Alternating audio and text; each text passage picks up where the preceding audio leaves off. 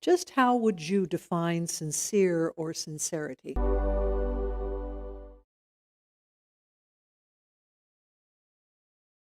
Authentic, true, or truth? I'm sorry, integritable. That's a mouthful. I'm sorry, what? From the heart, authentic. Any other way that you might define it? Well, the dictionary tells us sincere or sincerity means not affected, genuine, being without hypocrisy or pretense, true, pure, unadulterated. Now, most of us learned the word sincerely when we were children and forced to sit down after Christmas or birthdays and write those tacky thank you notes that we were forced to do. And we heard the word sincerely. We had no concept or idea of what it meant at that time. However, we ultimately were to learn that sincerely meant signing off honestly and in an earnest manner.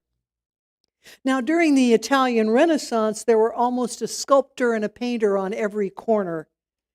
And each sculptor would look for the perfect piece of marble or stone to be able to create his masterpiece.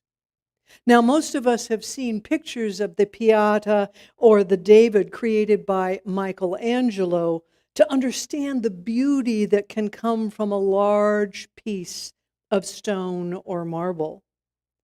Just so that you have a concept, if you haven't seen it in person, the Pieta was made from one block of marble that measured over 6 by 7 feet before it was completed. And oftentimes, the stone merchants or the quarry owners wanted to sell everything that they had mined, everything that they had in stock. And this even meant the pieces that had cracks in them or slight flaws. And so many of the sellers would fill the cracks with wax to hide the flaws. Hopefully, the buyer wouldn't notice. The honest stone sellers, however, refused to do that, refused to use the wax to cover up the flaws. They wanted the buyer to see the truth, to know what they were buying and what they would have to work with. The sellers became known as sincere, one who showed his stone without wax, flaws and all.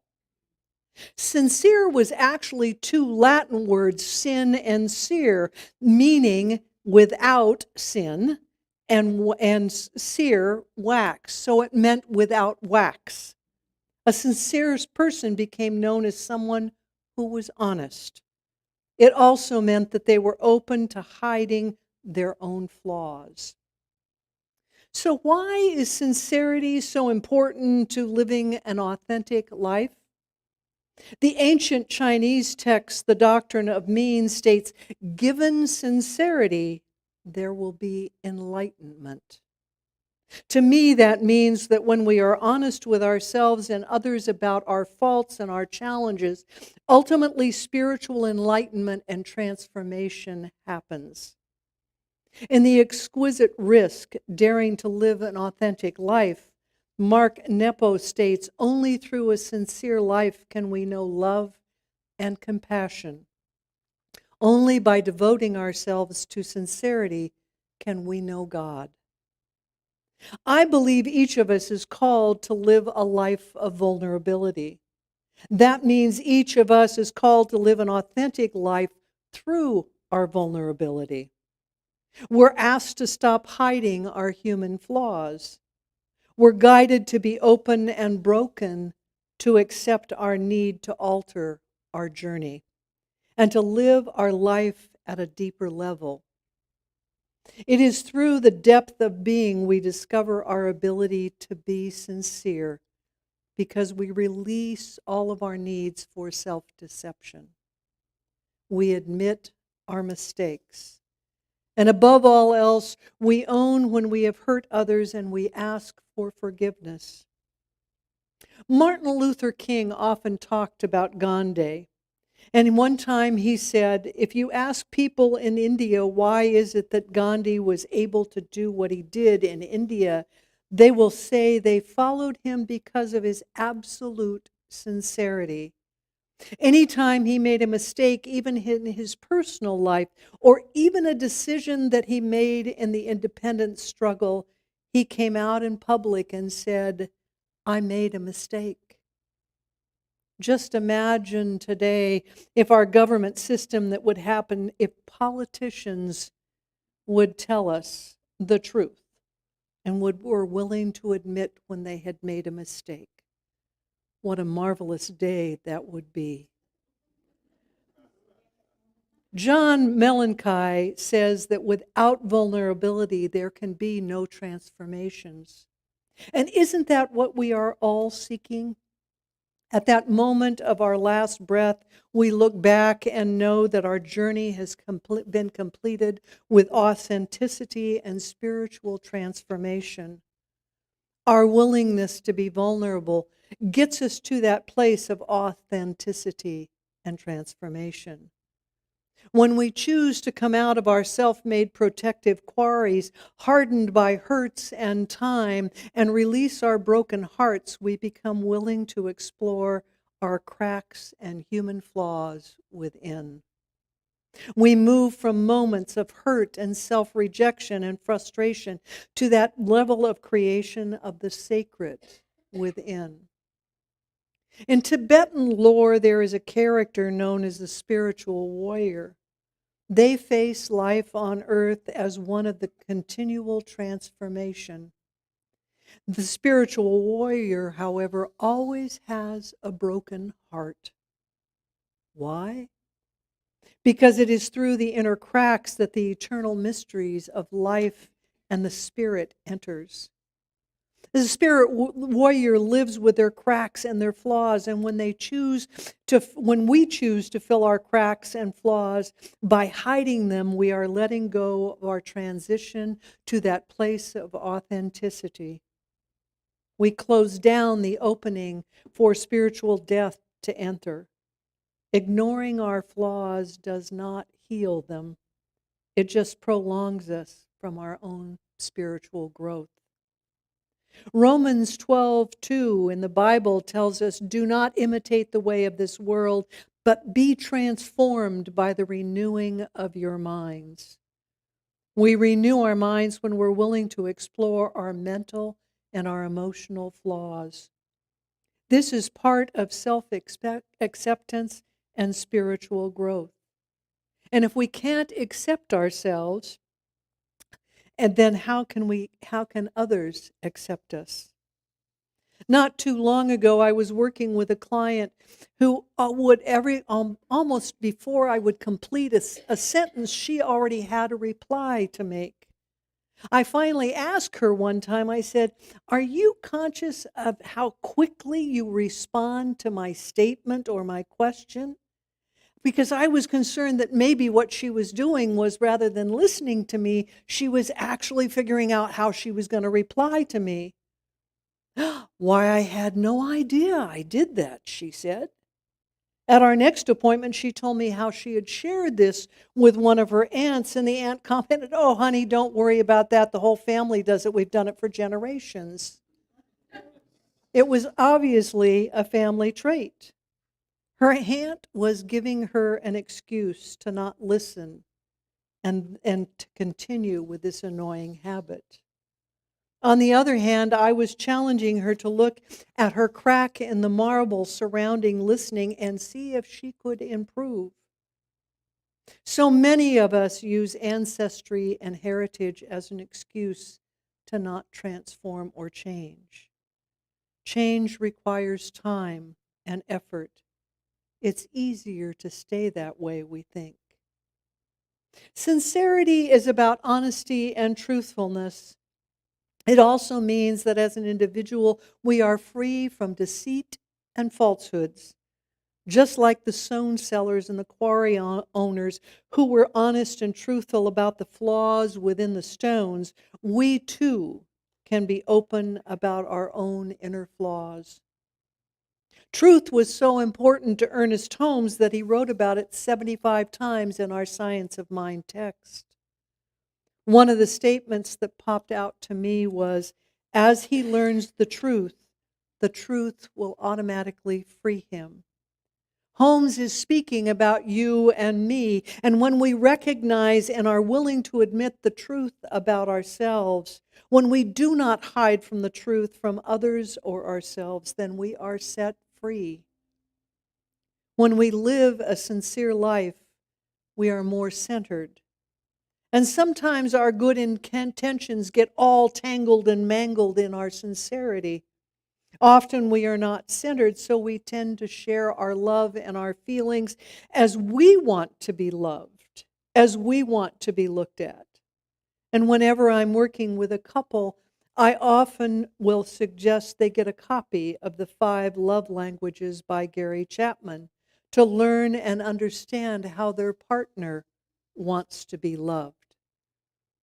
By understanding how others want to be loved and appreciated, we become more centered and able to respond to their specific needs, not just our own needs, the way we want to be looked at and helped. Over the years, I have collected a hodgepodge of firewood for winters in my fireplace, as well as for camping during the summer. Now, some of the time it's from the local mountains and it's been freshly cut and split. And some of the pieces, and I can use those for my campfire. Other logs are cut way too long or they're too big to go into my own fireplace. And some pieces that I collect are from local almond orchards and perfectly seasoned, while some are still too green and will just smolder and cause smoke rather than flames.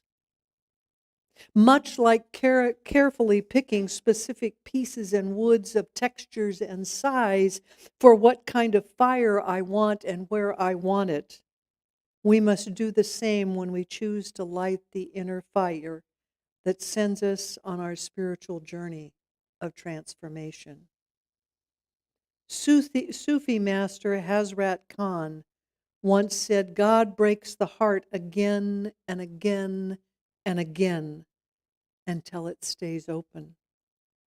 That's how we transform into sincerity, is by being open. So how does one become an open and a sincere person? What makes them someone that we can trust? Why do we tend to value authentic people and think poorly of individuals we perceive to be fake? Maybe it's like the wax placed in the cracks of the marble. Genuine people are true to themselves and more likely honest with us. Being a sincere and authentic person requires an individual to be confident in who they are, and this often means being brave during adverse conditions. In a recent article in American Life, a multitude of ways were suggested on how to live a sincere life and be authentic. Here are just a few of their suggestions. First, realize that sincerity comes from your heart. Whatever you say and you do is really important. You have to be genuine. You have to be honest. For example, you can't say, I love roller coaster rides when you really hate them and you just want to please somebody else. If you praise somebody, mean it. Don't dislike someone and then pretend with others that you really care for them. Always be genuine. Don't try to be what you think others want you to be. Your actions will be viewed then as insincere, and you will spend lots of time projecting yourself as a person that really isn't there and that you're not. Keeping up a facade of who you are takes hard work, and ultimately your flaws will show up and the results would be disastrous. Next, look for ways to do good for other people and look for them and do not expect rewards.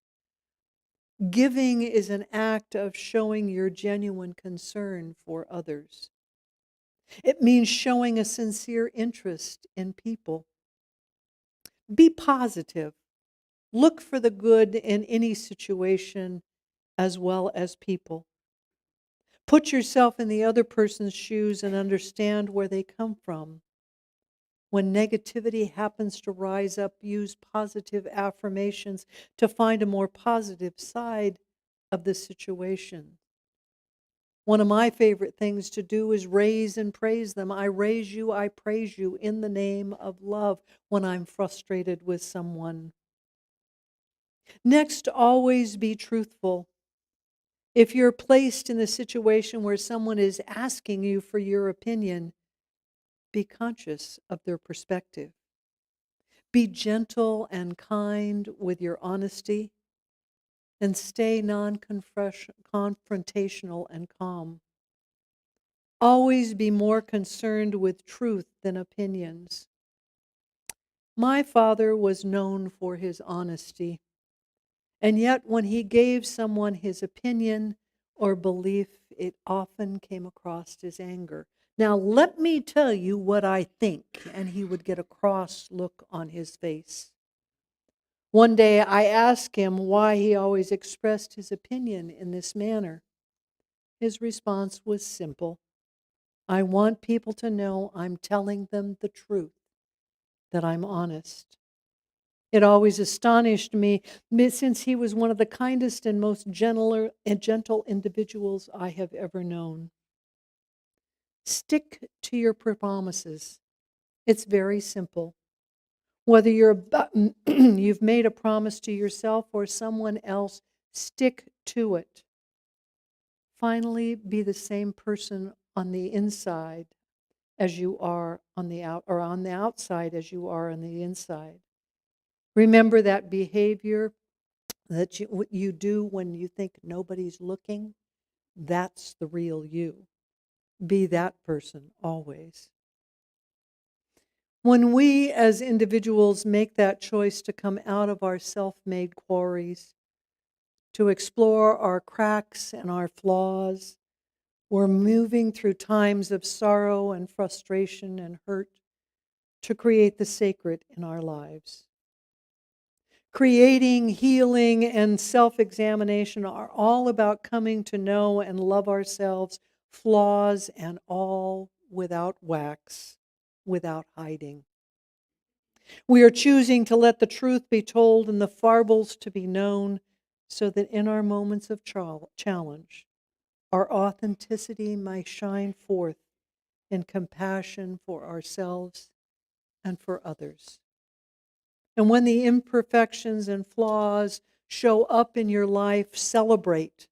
Be joyful in your recognition of the truth within. Be filled with a sense of adventure as you create the scaffolding on the outside so you can rebuild on the inside. After all, you are building the sacred within. Now, you're probably thinking sacred means something like a building with stained glass windows and statues and stuffy music. Absolutely not. Allow your home, a mountaintop, or even your car to be that sacred place. And above all, you be the stained glass window so that the rainbows of sunlight shine through you in layers of imperfection, but filled with truth and love. Reject the wax. Open the cracks wider. See more than you have consciously and unconsciously hidden. Allow the world to know just who you are in truth and sincerity. Isn't that what the imperfect life calls us to be? Truthful, sincere, and authentic, all of which are part of the divine sacred that lives within all of us. This is the truth in my life, and this is the truth in yours. And so it is. Amen. Dallas?